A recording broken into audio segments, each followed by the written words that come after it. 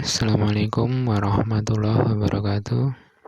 Ya, mungkin pada kesempatan kali ini saya mau menyampaikan sedikit berdasarkan pengalaman saya tentang pengembangan website atau pengembangan aplikasi di sebuah startup begitu. Ya. Jadi mungkin yang saya sampaikan ini berdasarkan pengalaman.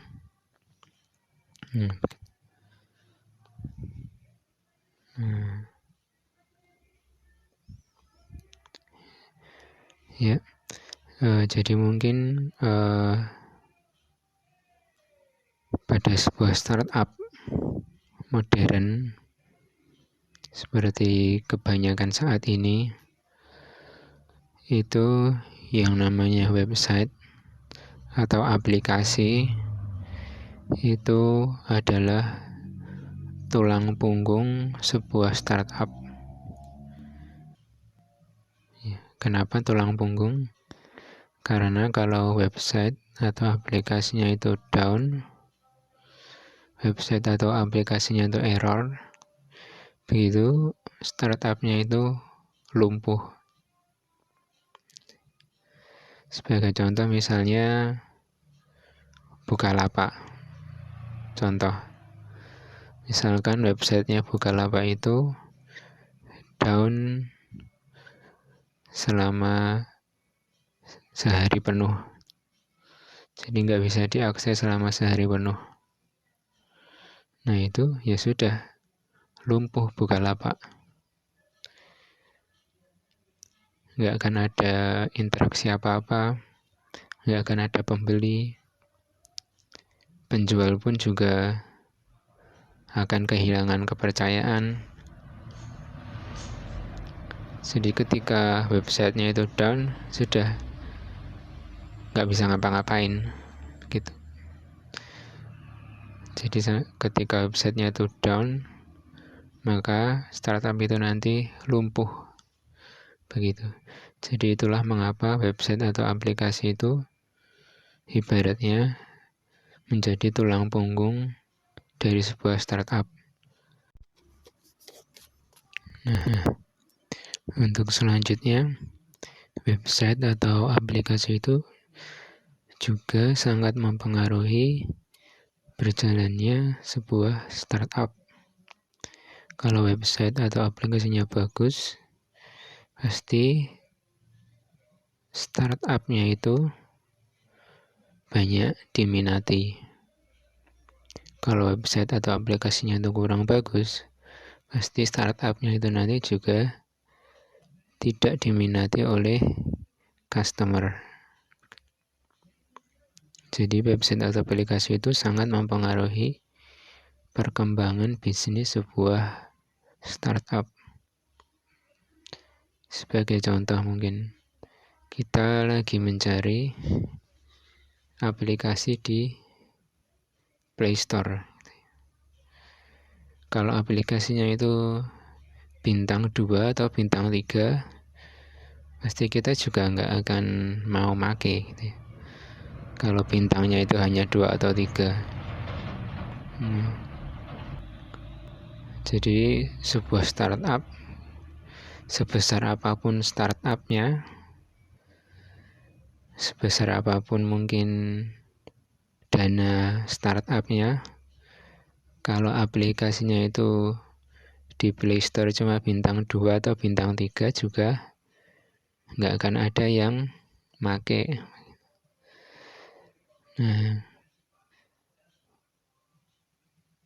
Dan pasti kalau kita mencari aplikasi di Play Store misalnya, pasti juga kita lihat tampilannya. Kira-kira tampilan yang lebih meyakinkan itu yang akan kita pilih begitu. Jadi itulah kenapa website atau aplikasi itu sangat mempengaruhi perkembangan sebuah startup. Jadi website atau aplikasi itu kan sangat penting bagi sebuah startup. Nah, mungkin pertanyaan selanjutnya adalah bagaimana sih startup itu mengembangkan website mereka atau mengembangkan aplikasi mereka.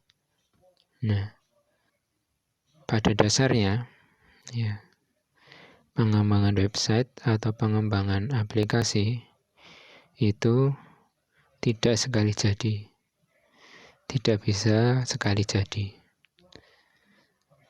Tapi pengembangan website atau aplikasi itu ibaratnya itu sebuah perjalanan begitu.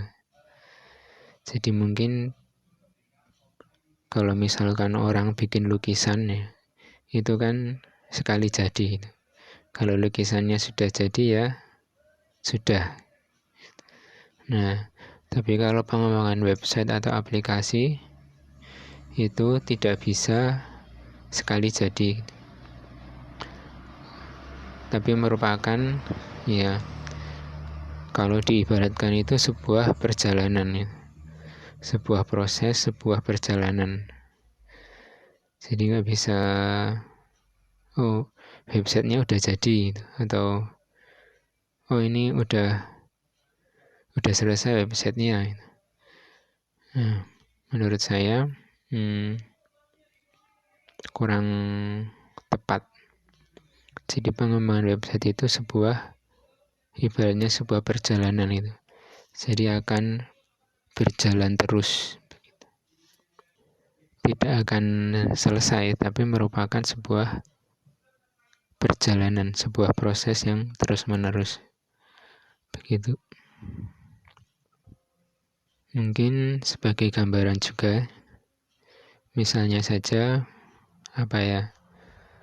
sebuah website yang mungkin sering kita gunakan, misalnya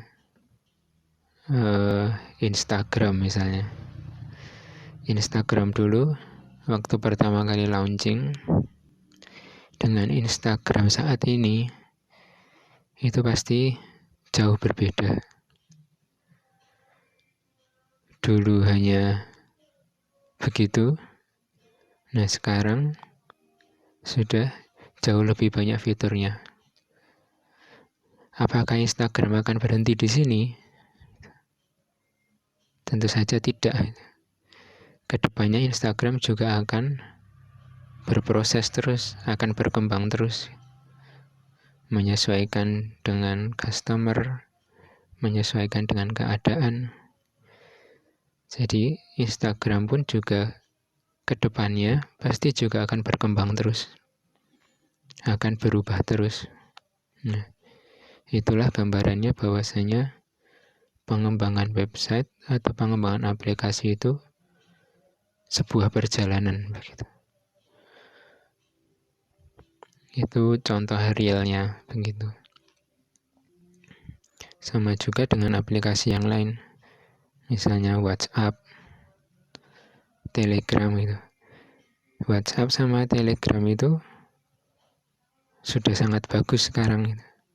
Tapi apakah mereka sudah selesai sampai di sini? Tentu saja tidak itu. Kedepannya akan terus dikembangkan terus, akan terus diupdate terus. Nah, seperti itulah yang namanya pengembangan website itu sebuah perjalanan. Kira-kira contoh realnya seperti itu. Nah, pada sebuah startup untuk membuat sebuah website atau aplikasi yang baik, itu kita membutuhkan tim tentunya, dan juga membutuhkan sebuah workflow atau alur kerja. Pertama, kita itu membutuhkan sebuah tim. Ini mungkin berdasarkan pengalaman saya. Jadi untuk sebuah startup itu minimal terdapat 4 tim ini. Yang pertama adalah product manager, yang kedua developer, yang ketiga desainer, yang ketiga adalah tim bisnis dan kawan-kawan. Dan kawan-kawan ini maksudnya bisnis, marketing, terus ya pokoknya yang lain-lainnya itu. Minimal terdapat tim seperti ini. Dan ini pun sebenarnya tidak harus banyak orang. Misalnya product manajernya 2 orang, developernya 2 orang, desainernya 1 orang. Itu menurut saya sudah bisa berjalan. Begitu.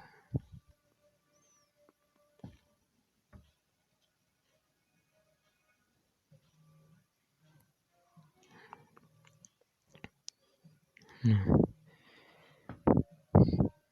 ini adalah bagian dari tim tadi. Jadi mungkin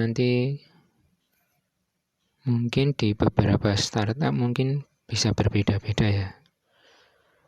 Tapi ini berdasarkan pengalaman saya itu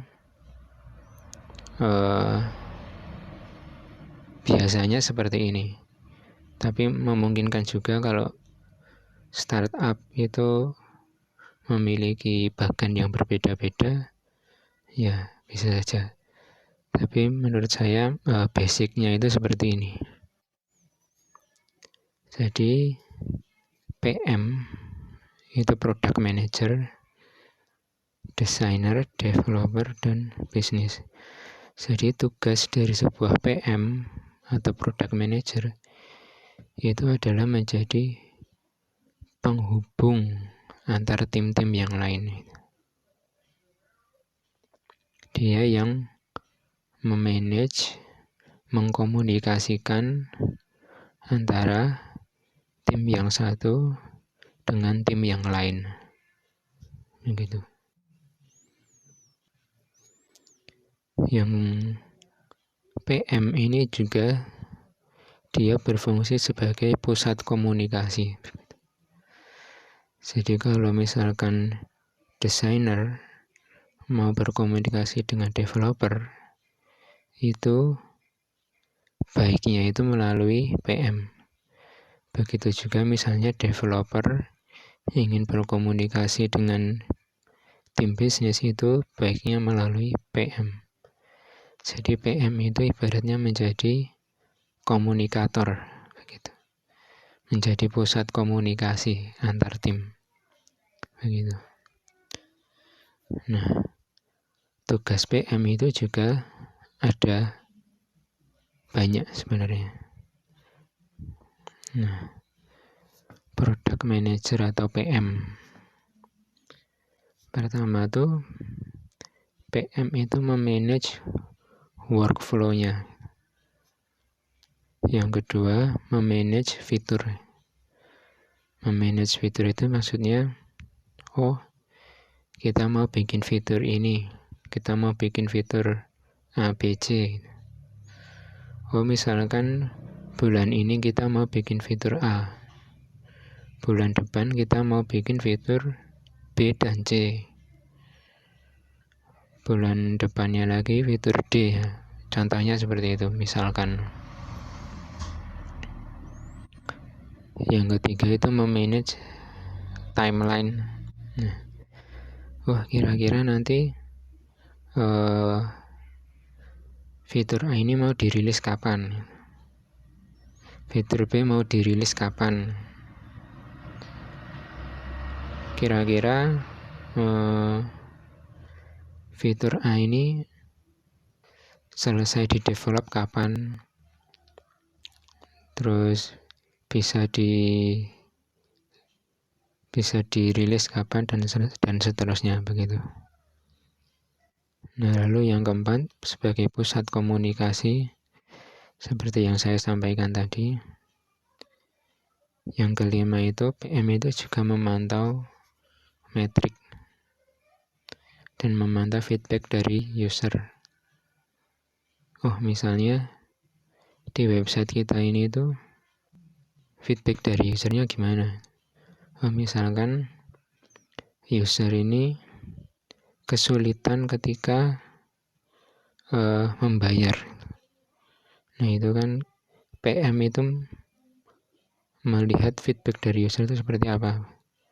Oh, ternyata di bagian ini feedback dari usernya positif. Oh, di bagian ini feedback usernya negatif. Oh, berarti perlu di-improve. Yang sudah positif, oh perlu dikembangkan lagi atau seperti apa. Oh, ternyata user itu merequest fitur baru, yaitu fitur ini. Gitu. Jadi PM itu dia juga sebagai mendengarkan aspirasi, mendengarkan feedback dari customer atau dari user dan lain-lain. Artinya PM itu juga sebenarnya masih banyak tugasnya itu. Mungkin kalau bisa kita lihat di YouTube banyak sebenarnya. Misalnya kita searching aja di YouTube menjadi product manager startup. Nah, itu nanti banyak yang ngasih penjelasan gitu. Itu kalau misalkan mau mempelajari lebih lanjut bisa searching begitu. Nah, lalu yang kedua itu desainer. Desainernya itu tugasnya apa? Membuat desain sesuai request dari PM. Jadi ketika desainer itu membuat desainnya ya sesuai request dari PM. Misalnya PM request, oh tolong buatin desain halaman produk detail. Desainer kemudian bikin, oh PM-nya request, tolong bikinin desain fitur chat misalnya begitu. Kemudian desainernya bikin fitur chat sesuai request dari PM. Ya, kemudian developer itu adalah tugasnya mendevelop web atau app sesuai desain dan sesuai spesifikasi yang dibuat oleh PM. Jadi yang perlu diperhatikan adalah sebenarnya developer itu berbeda dengan desainer. Dan sebenarnya yang membuat spesifikasi dari sebuah fitur itu adalah PM. Oh, jadi developer itu tinggal ngikuti aja. Oh, desainnya seperti ini, spesifikasinya seperti ini, nanti tinggal mendevelop. Yang bikin desainnya siapa? Desainer. Yang bikin spesifikasinya siapa? PM.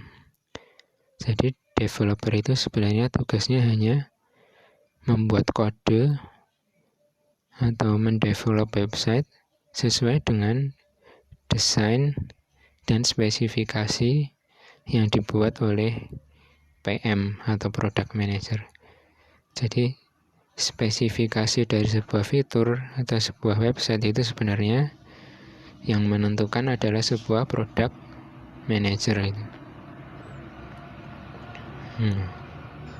Nah, mungkin selanjutnya akan ada contoh gitu. Ada contoh realnya seperti apa.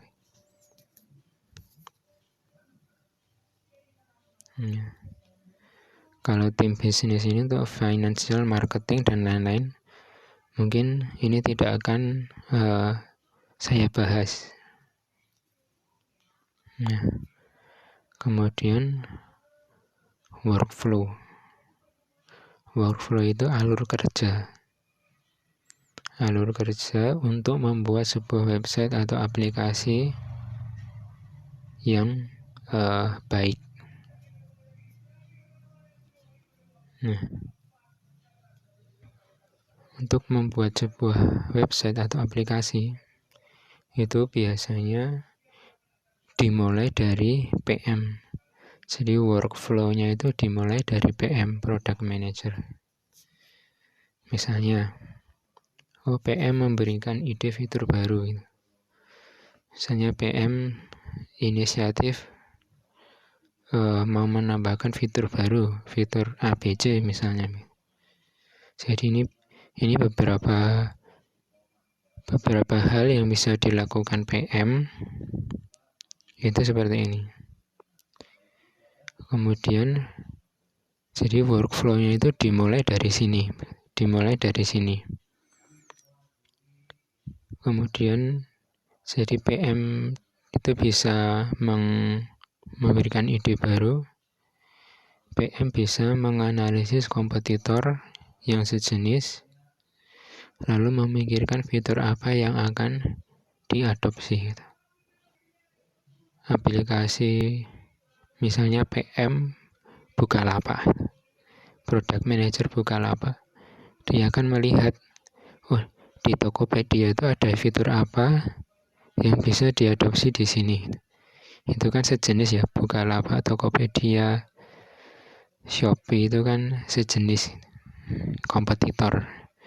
Jadi PM itu menganalisis juga kira-kira apa sih fiturnya Tokopedia yang bisa diadopsi, ya, atau fiturnya Shopee yang bisa diadopsi. Nah, itu contohnya seperti itu.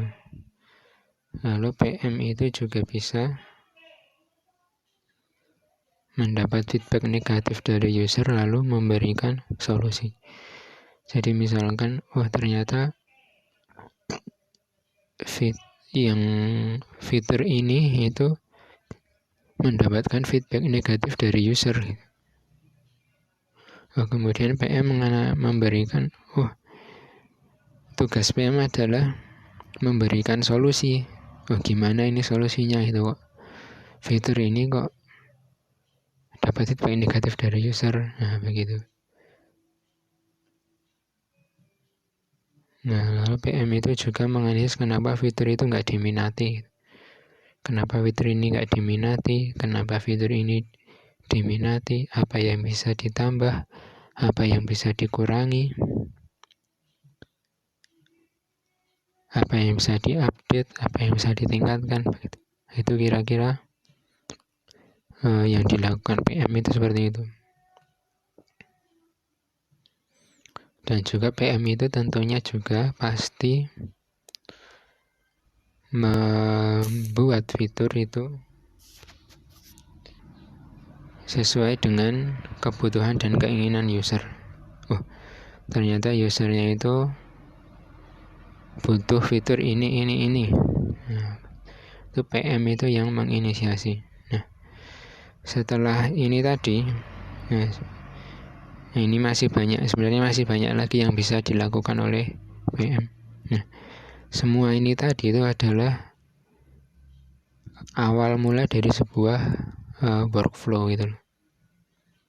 Jadi ketika ada ini tadi, ada feedback negatif, ada mau mengadopsi fitur kompetitor, mau membuat ide fitur baru. Nah, kemudian PM ini kan, terus gimana gitu. Jadi ini semua tadi adalah awal mula dari sebuah fitur, awal mula dari sebuah workflow.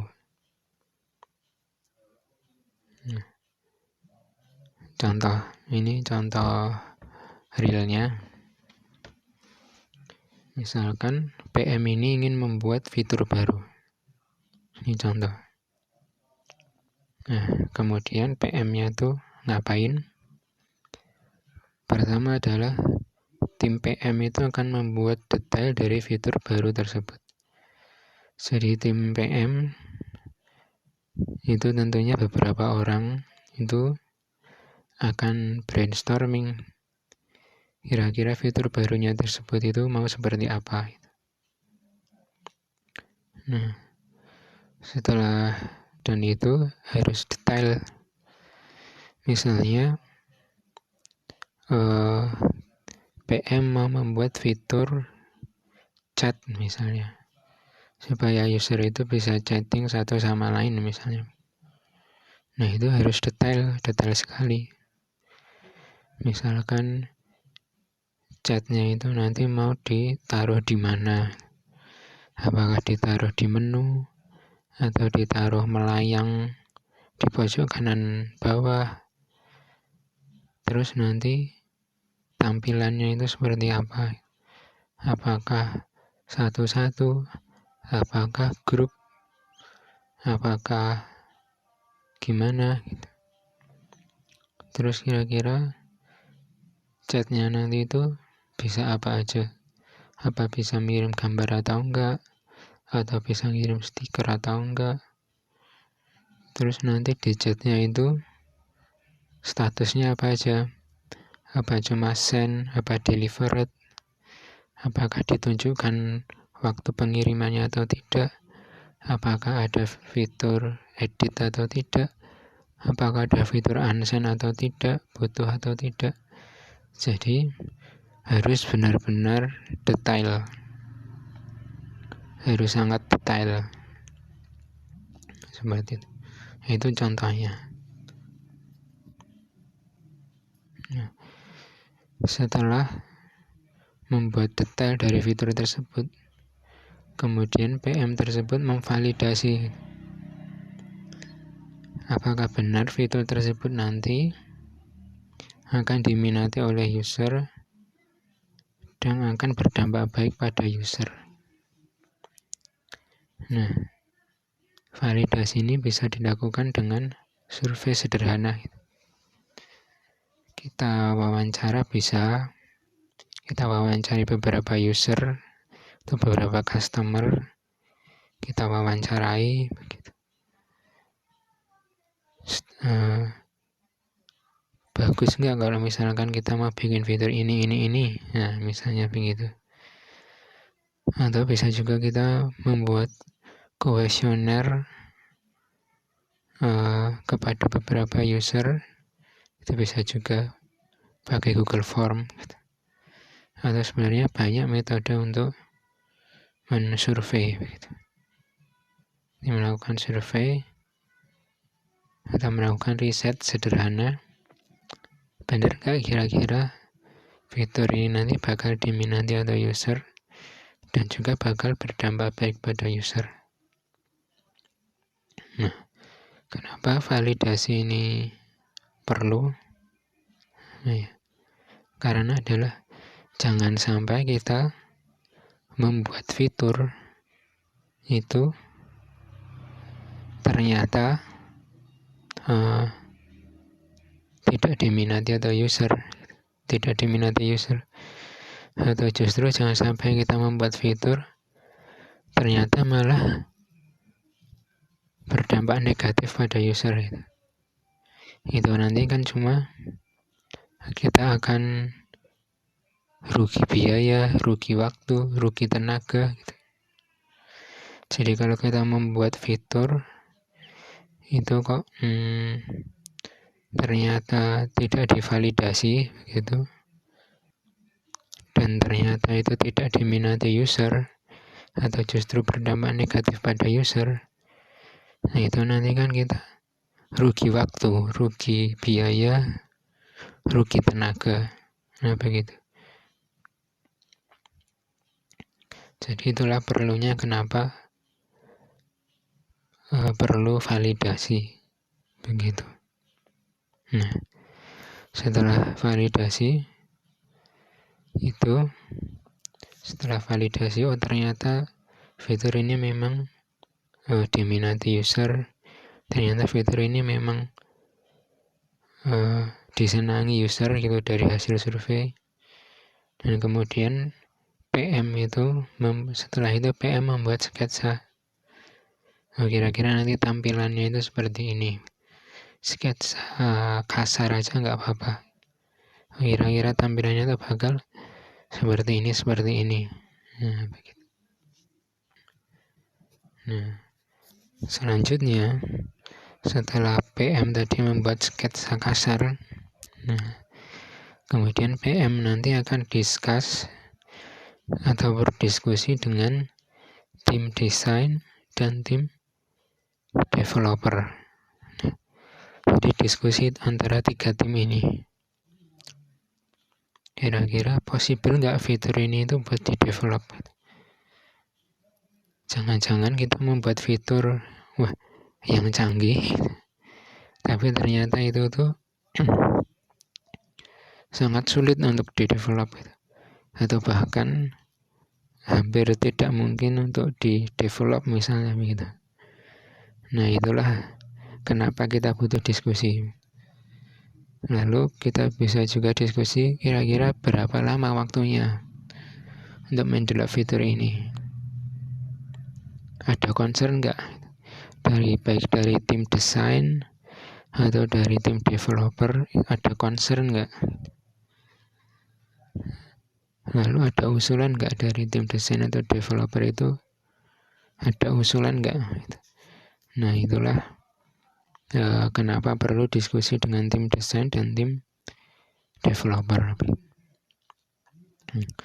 Selanjutnya kita kalau sudah diskusi dan sudah sepakat begitu, kemudian tim desainer itu akan membuat desainnya tadi secara detail atau secara high fidelity. Jadi tadi kan bentuknya baru sketsa ya yang dari PM. Nah, kemudian tim desain itu adalah tugasnya membuat desainnya secara detail, termasuk warnanya, ukurannya, tata letaknya, marginnya berapa. Itu tugasnya tim desain untuk membuat desain yang detail atau desain yang high fidelity. Jadi misalnya tombol, ya nanti tingginya berapa, warnanya apa, itu tingginya berapa, warnanya apa, terus misalnya ini tebal, hurufnya tebal, tipis. Nah, itu yang membuat dari tim desain. Nah, kemudian setelah desainnya jadi, itu nggak langsung dikasih ke developer, tapi dikembalikan lagi ke PM. Sudah ACC belum PM-nya. Nah, kalau sudah ACC ke PM, nanti PM yang akan memberikan desainnya kepada developer. Jadi PM itu ibaratnya itu tadi, ibaratnya sebagai komunikator antar tim. Jadi kalau desainnya sudah jadi, dikembalikan kepada PM. Nah, nanti dari PM dikasih ke developer. Jadi melalui PM dulu. Nah, setelah itu PM akan memberikan desain tadi, desain yang sudah jadi tadi, dan juga spesifikasi fitur secara detail kepada developer. Kemudian developer akan mulai mendevelop. Jadi yang mungkin perlu diperhatikan juga adalah, jadi ketika developer mulai mendevelop, itu desainnya ataupun spesifikasinya itu harus detail, harus lengkap. Nah, seperti tadi. Misalkan kita membuat fitur chat. Fitur chat nanti desainnya seperti ini, spesifikasinya seperti ini. Nanti di fitur chat itu bisa ngapain aja, bisa ngirim gambar, bisa ngirim chat, Terus nanti apakah bisa diedit, apakah bisa di delete, apakah bisa di unsend, apakah bisa lihat waktunya, apakah bisa misalnya apakah bisa di searching gitu. Nah, itu tadi kan spesifikasi. Jadi ketika diberikan kepada developer itu sebaiknya desainnya itu sudah detail dan spesifikasinya itu juga sudah detail. Nah, sehingga developer nanti tinggal mendevelop saja sesuai dengan desain dan sesuai dengan spesifikasi yang dibuat oleh product manager. Nah, ini menurut saya hal yang cukup penting. Jadi ketika sebuah fitur itu mulai di-develop itu desainnya dan spesifikasinya itu harus benar-benar detail. Mungkin baiknya seperti itu. Ya, kenapa? Karena mengubah kode ya, atau mengubah codingan itu sebenarnya juga kadang-kadang juga bukan hal yang mudah. Nah,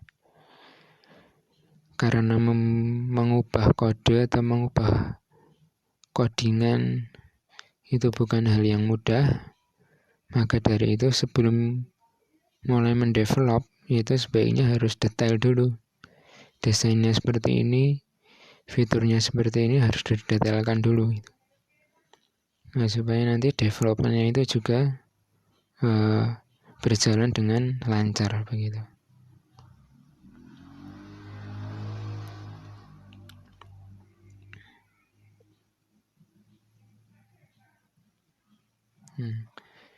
Nah, itu tadi contoh realnya ya. Contoh realnya seperti itu.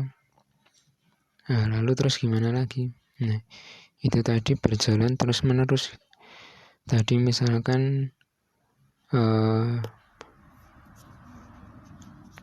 bulan ini mau menambah fitur ABC. Ini PM-nya ya, PM-nya ini. Jadi PM-nya itu juga kerja terus-menerus. Misalkan bulan ini mau menambah fitur ABC. Bulan selanjutnya, mau memberi solusi dari ini ada feedback negatif dari user. Kita mau kasih solusi bulan depan. Terus bulan depannya lagi kita mau apa lagi gitu. Bulan depannya lagi kita mau apa lagi. Nah, itu jadi PM itu kerjanya terus-menerus seperti itu. Nah, itulah tugas dari product manager yang memang seperti itu.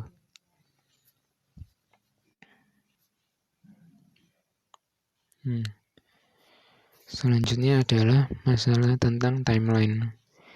Biasanya sebuah startup itu punya timeline, punya target. Biasanya dalam 1 tahun itu dibagi menjadi 4 kuartal.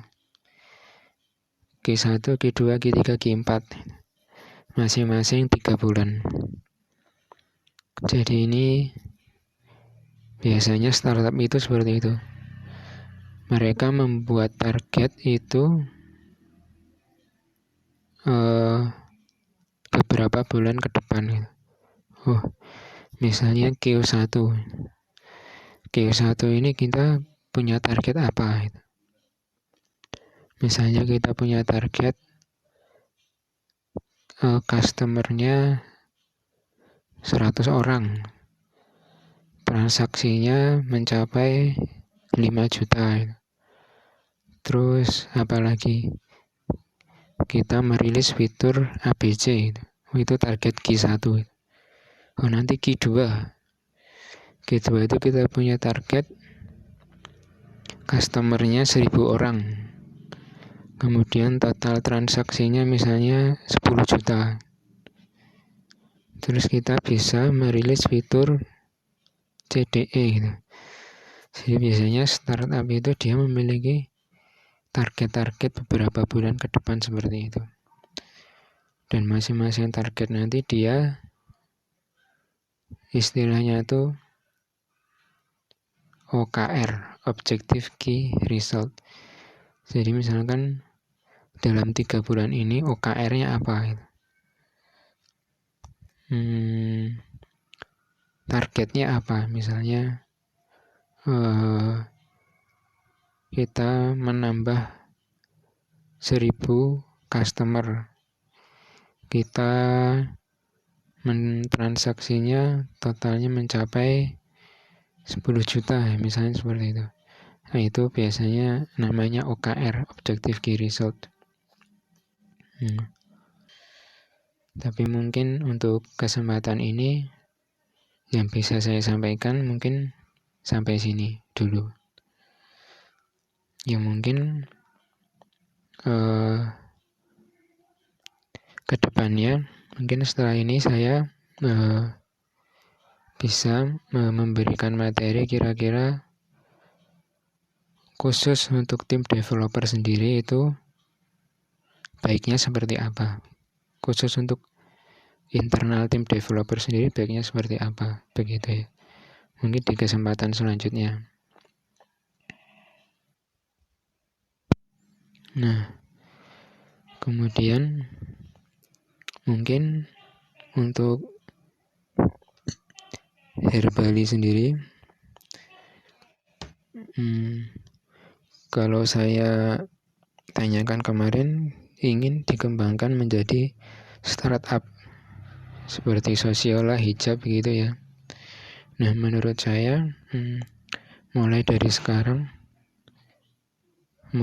sekarang kita rancang timnya,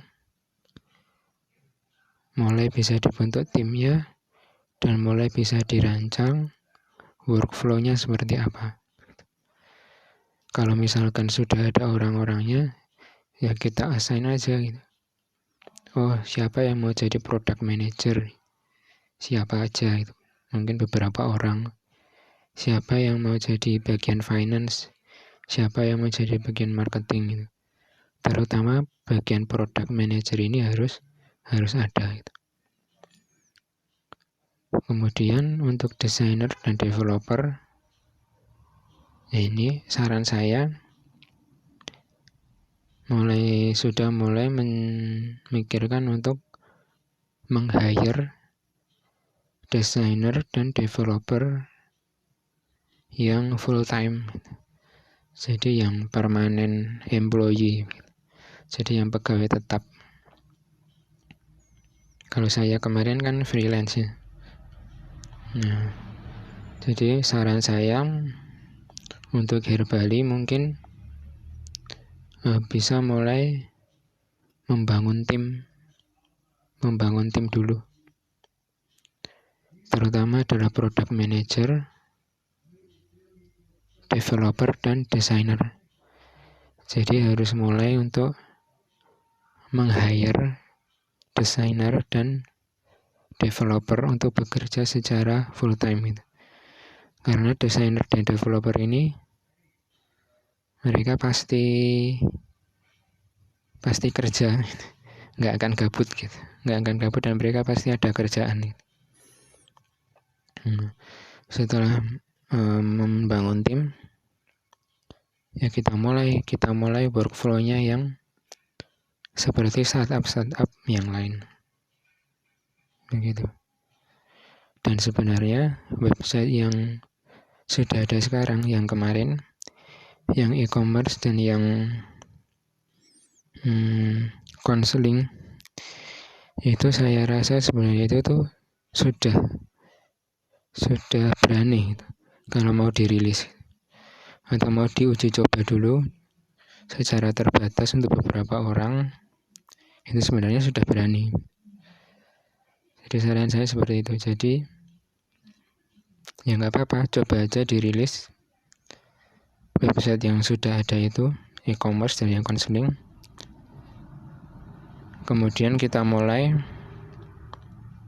workflow-nya yang seperti workflow startup pada umumnya, seperti yang sudah saya sampaikan tadi.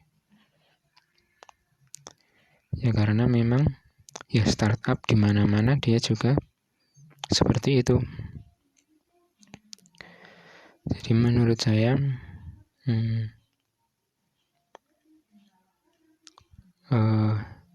untuk merilis website Herbali mau dirilis ke publik itu tidak harus langsung banyak fitur gitu, nggak harus langsung fiturnya banyak, mulai dari yang sederhana dulu aja sambil kita mendapatkan feedback dari user, sambil kita membangun tim. Nah nanti lama-kelamaan akan bisa berjalan, insya Allah. Ya mungkin itu dulu yang bisa saya sampaikan. Terima kasih.